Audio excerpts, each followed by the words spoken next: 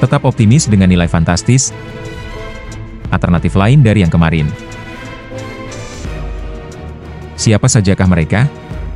Berikut berita selengkapnya. Selamat datang di Jendela Transfer. Mega transfer Alexander Isak ke Liverpool memasuki babak baru. Dilansir dari Fabrizio Romano, tawaran pertama The Reds senilai 120 juta pounds, atau setara 2 triliun rupiah lebih ditolak oleh Newcastle United. Alhasil, Liverpool tidak akan mengajukan tawaran kedua untuk striker asal Swedia itu menurut laporan Romano.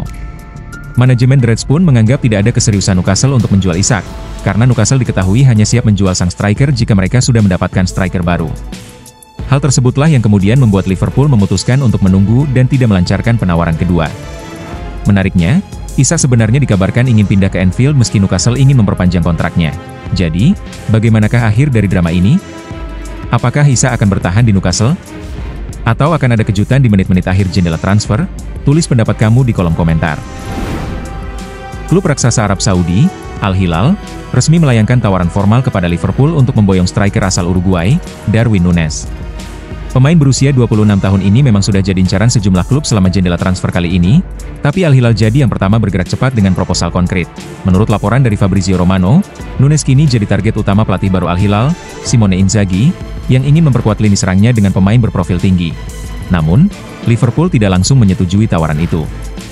The Reds kabarnya membandrol Núñez di angka sekitar 50 juta pounds atau sekitar 1 triliun rupiah lebih, dan mereka masih kukuh dengan valuasi tersebut.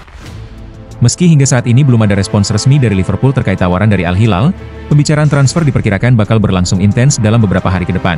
Apakah Núñez akan menjadi bintang besar berikutnya yang hijrah ke Saudi Pro League? Tulis pendapat kamu di kolom komentar.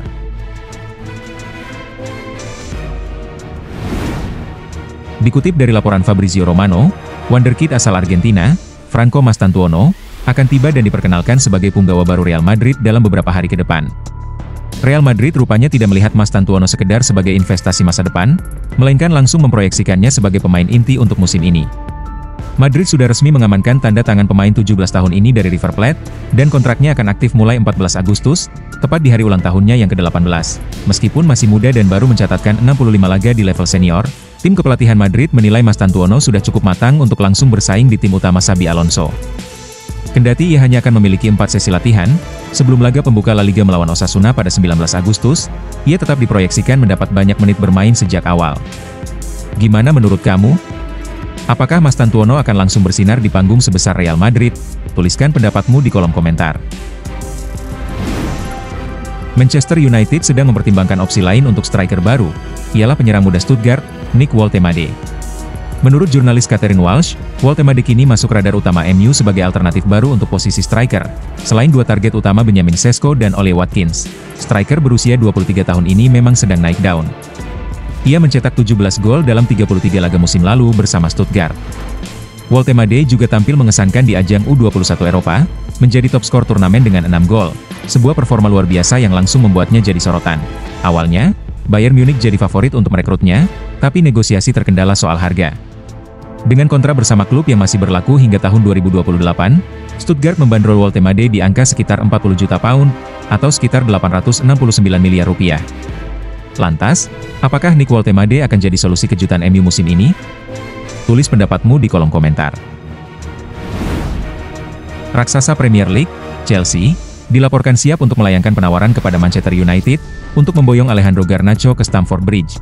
Bahkan, winger muda asal Argentina itu kini tengah disingkirkan dari skuad utama, sebagai bagian dari rencana manajemen klub yang akan melepasnya. Menurut laporan dari pakar transfer Fabrizio Romano di platform X, Garnacho menjadikan Chelsea sebagai prioritas utama, mengungguli tawaran dari klub-klub luar negeri. Pengajuan tawaran resmi Chelsea kemungkinan akan dilayangkan pada akhir bulan ini. Dan proses tersebut juga tidak akan berpengaruh terhadap negosiasi dengan RB Leipzig terkait Xavi Simons.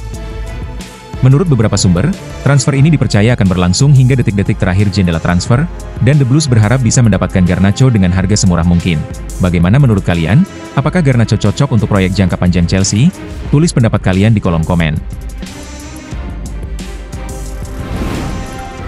Terbang ke Serie A, di mana Juventus dikabarkan sedang membidik gelandang Brighton Hove Albion, Matt O'Reilly.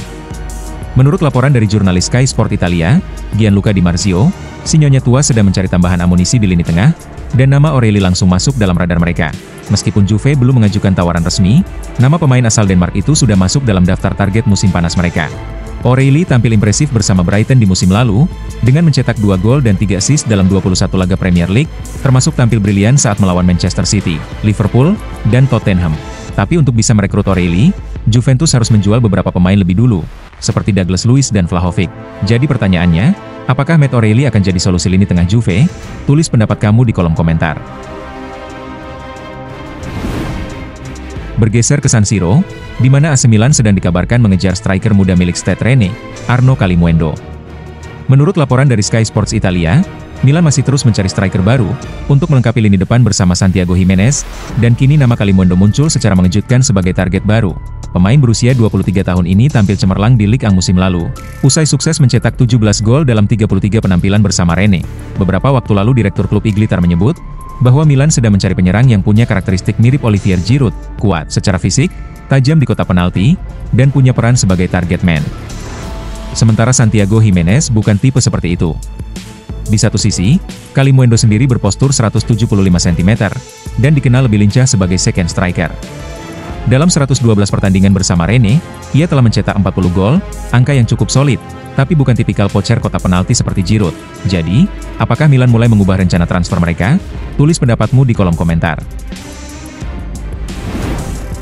Masih dari AC Milan, yang kembali bergerak mencari bek kanan di musim panas ini. Salah satu nama baru yang kini masuk dalam radar mereka adalah Zachary Adekame, bek kanan muda asal Swiss berdarah Nigeria, yang kini membela Young Boys. Menurut laporan dari Fabrizio Romano, Milan bahkan telah melayangkan proposal penawaran pertama senilai 7 juta euro atau setara 123 miliar rupiah kepada Young Boys. Pemain kelahiran tahun 2004 ini diidentifikasi sebagai alternatif untuk Guela Due, setelah negosiasi dengan Strasbourg mengalami kebuntuan.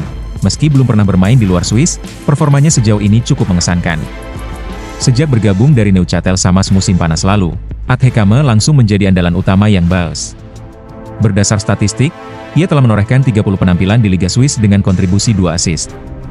Serta tergabung dalam skuad timnas Swiss U21 dengan catatan 10 caps.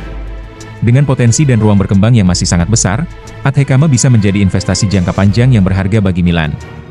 Pertanyaannya kini, apakah ia mampu langsung beradaptasi dan bersaing di level tertinggi seperti Serie A? Tulis pendapat Anda di kolom komentar. Kabar mengejutkan datang dari London Utara. Fabrizio Romano telah melaporkan bahwa Son Heung-min telah memutuskan untuk meninggalkan Tottenham Hotspur musim panas ini. Pemain asal Korea Selatan itu telah menjadi ikon Spurs sejak bergabung dari Bayer Leverkusen pada tahun 2015. Setelah hampir satu dekade membela panji Tottenham, kini Son memutuskan untuk memulai babak baru dalam karirnya. Saat konferensi pers pramusim jelang laga uji coba melawan Newcastle, Son berbicara langsung di hadapan media bersama pelatih Thomas Frank, dan mengungkapkan keputusannya untuk hengkang dari klub. Son sendiri disebut akan bergabung dengan Los Angeles FC, dan bersiap menjadi salah satu bintang besar yang pernah tampil di Amerika. Di usia 33 tahun, Son masih punya banyak hal untuk ditawarkan. Apakah ini keputusan tepat bagi Son? Akankah ia bersinar di MLS seperti para legenda sebelumnya? Tuliskan pendapatmu di kolom komentar.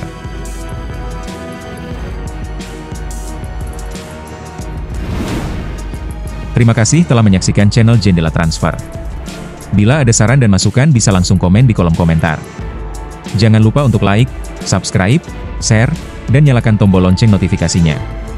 Agar kamu tidak ketinggalan update terbaru dan menarik, seputar berita transfer pemain dari tim sepak bola kesayangan kamu. Salam.